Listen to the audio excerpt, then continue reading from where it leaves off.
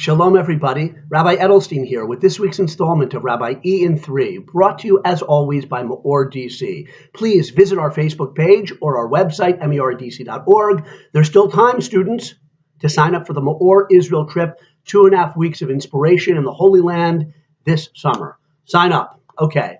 Speaking of inspiration, this Shabbos and this week's double Torah portion are full of inspiration.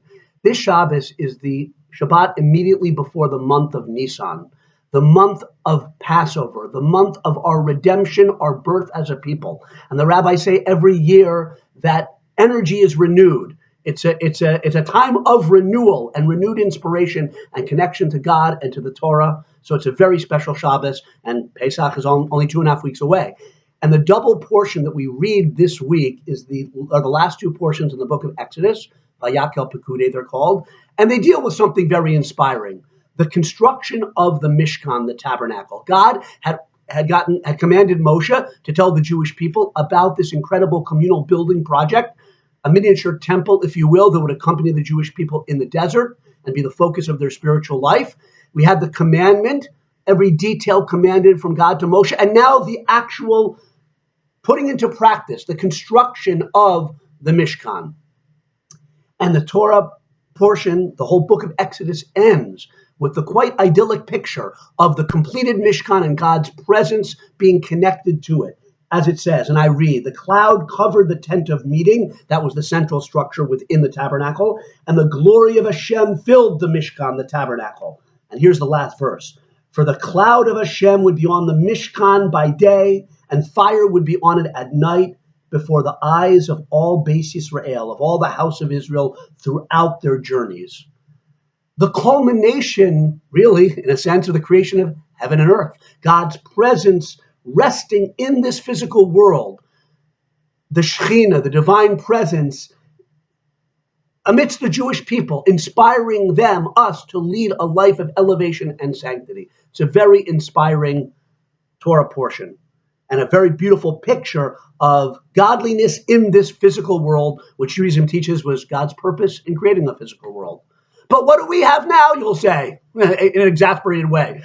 Okay, like my parents went to Paris and all I got was this lousy t-shirt. The Jewish people had a beautiful Mishkan and all we have are some verses in the Torah. How can we connect to this sanctity, this beauty? Hold on, several ways. We have it as part of the eternal Torah.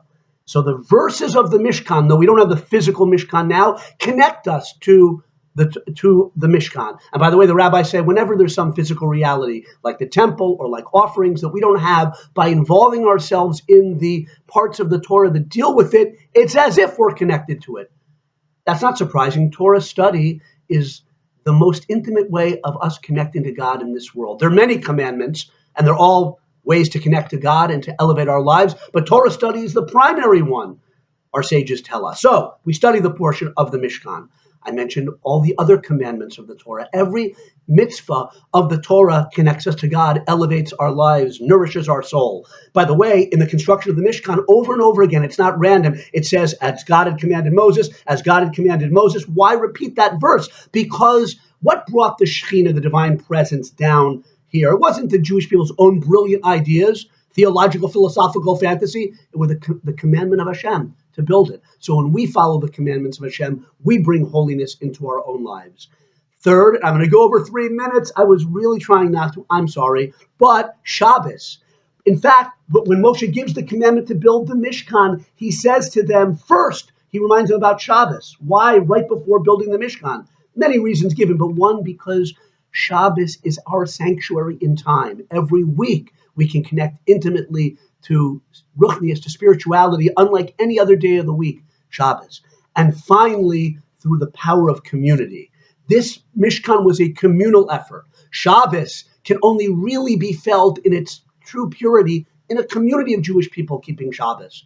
Torah study is elevated and magnified when it's done in a community, in a tzibur, in a group. So we have many ways of connecting to the Mishkan, not just a lousy t-shirt, a beautiful Torah, beautiful commandments, beautiful Shabbos, a beautiful holiday of Pesach coming up. Have a wonderful Shabbos, a time of renewal, and we look forward to redemptions to come. Great Shabbos. Have a good Shabbos. A great Shabbos.